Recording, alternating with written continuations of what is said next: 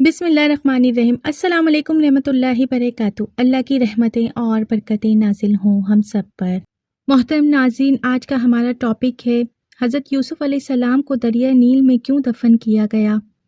حضرت یوسف علیہ السلام کے قصے کو قرآن کریم کی سورہ یوسف میں بیان کیا گیا ہے، اور اس سورت کی پہلی آیت میں اس قصے کو سب سے اچھا قصہ قرار دیا گیا ہے۔ تو جو قصہ سب سے بہترین اور اچھا ہے، اس کے بارے میں جاننا ہر مسلمان کے لیے ضروری ہے، اور جو اس قصے کے بارے میں جان چکے ہیں ان کی ذمہ داری بنتی ہے کہ وہ اس قصے کو ان لوگوں تک ضرور پہنچائیں جو اس کے بارے میں نہیں جانتے، کیونکہ اس قصے میں زوال سے عروج حاصل کرنے کا فارمولہ بیان کیا گیا ہے۔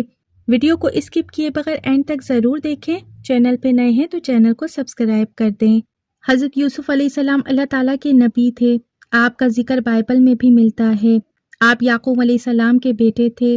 آپ کا تعلق انبیاء علیہ السلام کے خاندان سے تھا۔ 11 سال کی عمر سے ہی نبی ہونے کے آثار واضح ہونے لگے۔ سیدنا حضرت یوسف علیہ السلام اللہ تعالیٰ کے امتحانوں میں ثابت قدم رہے اور صبر کرنے والے ثابت ہوئے، تو اللہ تعالیٰ نے انہیں بادشاہی عطا کی۔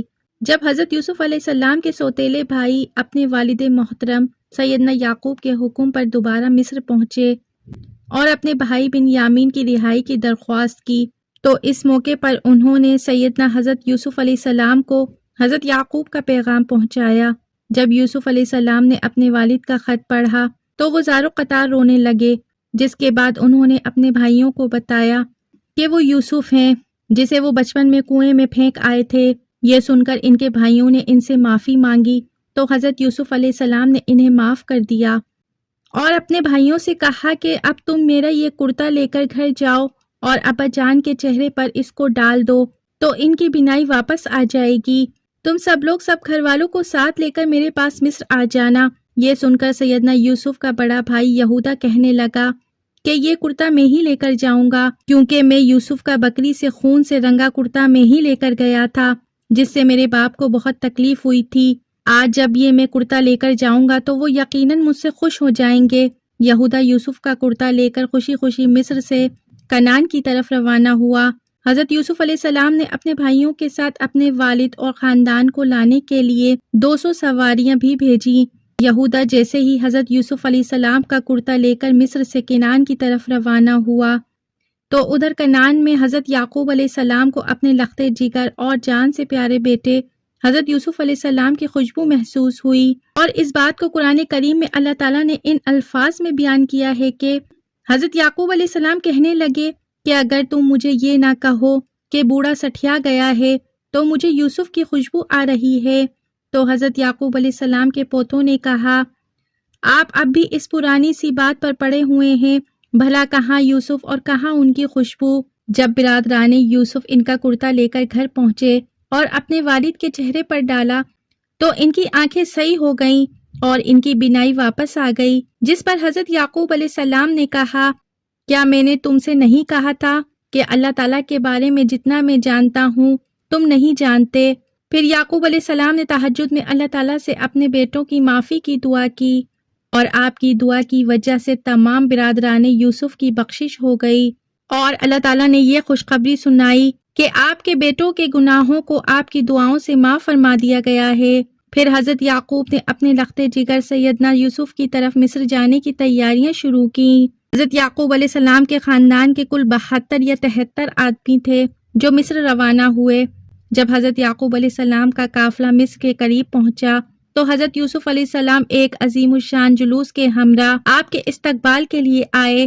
اس جلوس کے دونوں طرف مصر کی عوام با ادب کھڑی تھی۔ حضرت یعقوب علیہ السلام نے اپنے بیٹے یہودا سے پوچھا، کیا یہ فرعون مصر کا لشکر ہے؟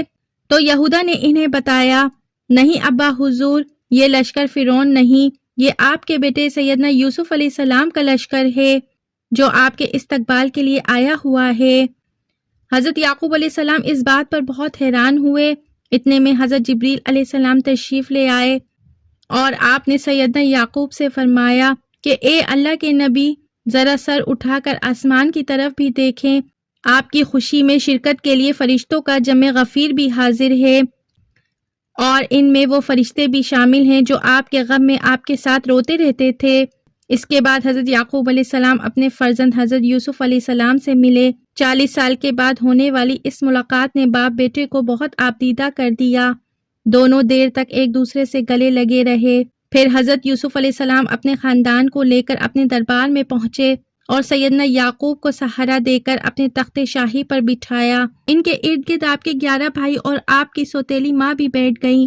اس کے بعد شاہی آداب کے احترام میں سب نے حضرت یوسف علیہ السلام کے سامنے سجدہ کیا۔ یاد رہے تفسیر یوسف میں لکھا ہے کہ یہ سجدہ تحمید تھا جو اس وقت جائز تھا جب سب کے سب حضرت یوسف کے سامنے سجدے میں گر پڑے، تو اس کے بعد انہوں نے اپنے والد سے کہا کہ ابا جان، یہ پہلے خواب کی تعبیر ہے، بے شک اسے میرے رب نے سچ کیا اور بے شک مجھ پر احسان کیا کہ مجھے قید سے رہائی دی اور آپ سب کو گاؤں سے لے آیا۔ اس کے بعد شیطان نے مجھ میں اور میرے بھائیوں میں ناچاکی کرا دی۔ بے شک میرا رب جس کام کو چاہے آسان کر دے، بے شک وہی علم و حکمت والا ہے۔ یعنی میرے 11 بھائی ستارے ہیں اور میرے باپ سورج اور میری والدہ چاند ہیں، اور یہ سب مجھ کو سجدہ کر رہے ہیں۔ اس کے بعد بادشاہ مصر حضرت یوسف علیہ السلام پر ایمان لے آیا اور اس نے ساری بادشاہت آپ کے حوالے کر دی۔ اس طرح بنی اسرائیل کو مصر میں حکومت مل گئی اور یہاں آباد ہونے لگے۔ حضرت یعقوب علیہ السلام نے اپنی باقی زندگی حضرت یوسف علیہ السلام کے ساتھ خوش و خرم گزار دی۔ حضرت یعقوب علیہ السلام تقریباً 24 سال تک مصر میں رہے اور پھر ان کی وفات ہو گئی، جس کے بعد حضرت یوسف علیہ السلام نے انہی کی وصیت کے مطابق فلسطین میں دفن کیا۔ حضرت یعقوب علیہ السلام کی وفات کے بعد حضرت یوسف علیہ السلام نے مزید 23 سال مصر پر حکومت کی۔ آپ نے 120 سال کی عمر پائی۔ حضرت یوسف علیہ السلام کے وصال کے بعد ان کی تدفین پر ان کے چاہنے والوں میں اختلاف پیدا ہو گیا۔ مصر کی عوام کا آپ کی محبت میں یہ عالم تھا کہ ہر کوئی چاہتا تھا کہ حضرت یوسف علیہ السلام کو ان کے محلے میں دفن کیا جائے تاکہ ان کے محلے میں خیر و برکت رہے۔ آخر میں اہلیان مصر اس بات پر راضی ہوئے کہ آپ کو دریائے نیل میں دفن کیا جائے تاکہ دریا کا پانی آپ کی قبر کو چھو کر گزرے اور تمام مصر والے اس سے برکت حاصل کر سکیں۔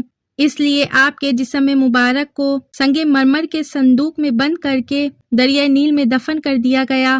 پھر 400 سال بعد حضرت موسیٰ کے زمانے میں جب اللہ تعالیٰ نے بنی اسرائیل کو حضرت موسیٰ کی قیادت میں مصر چھوڑنے کا حکم دیا، تو سیدنا موسیٰ علیہ السلام کو حضرت یوسف علیہ السلام کی میت بھی اپنے ساتھ لے جانے کا حکم دیا، جس پر حضرت موسیٰ علیہ السلام ان کا تابوت دریائے نیل سے نکال کر اپنے ساتھ فلسطین لے گئے، جہاں حضرت یوسف علیہ السلام کے تابوت کو حضرت اسحاق اور حضرت یعقوب علیہ السلام کے برابر میں دفن کیا گیا۔ اس وقت آپ کا مزار مبارک فلسطین میں ہے۔ محترم ناظرین، یہ تھا وہ قصہ جس کو اللہ تعالیٰ نے احسن القصص کہا ہے۔ بے شک اس قصے میں تمام انسانوں اور بالخصوص مسلمانوں کے لیے بڑا سبق اور عبرت ہے۔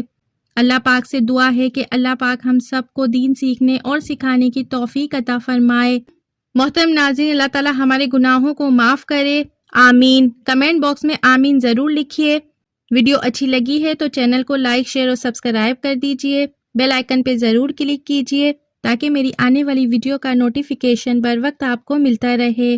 اپنا بہت سا خیال رکھیے۔ زندگی رہی تو پھر ملیں گے معلوماتی ویڈیو کے ساتھ۔ اللہ حافظ۔